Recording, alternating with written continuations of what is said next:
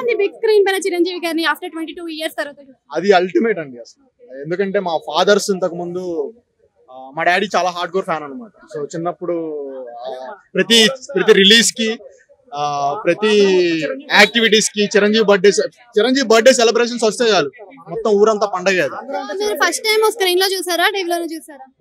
First Indira సినిమాని first time టీవీలో చూసారా అంటే వచ్చినప్పుడు స్క్రీన్ లో చూసారా?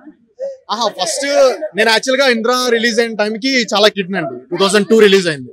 సో 2002 చిన్నప్పుడు నేనున్న ఏజ్ కి కరెక్ట్ గా మా ఫాదర్ తీసుకెళ్లారు నన్ను. అప్పుడు ఊహ తెలీదు, బట్ ఇప్పుడు మా ఫాదర్ చెప్పిన దానికంటే ఇంకా చాలా బాగుంది. లోపల ఎంజాయ్ చేసారు కదా, ఎట్లా అనిపించింది మరి లోపల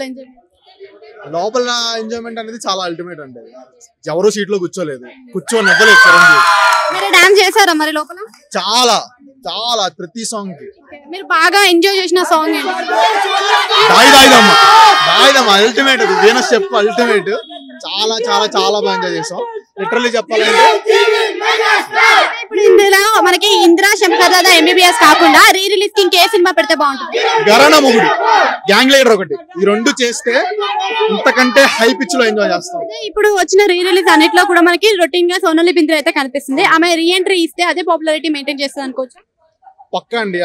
రీ ఎంట్రీ కూడా ఎవరితో ఇవ్వాలంటే బిగ్గెస్ట్ స్టార్ తో ఇవ్వాలి. మళ్ళీ చిరంజీవితో కానీ, లేదా బాలకృష్ణ గారితో కానీ, లేకపోతే వెంకటేష్ గారితో కానీ, నాగార్జున గారితో కానీ, వీళ్ళతో ఇస్తే చాలా వింటేజ్ వైబ్ వస్తుంది.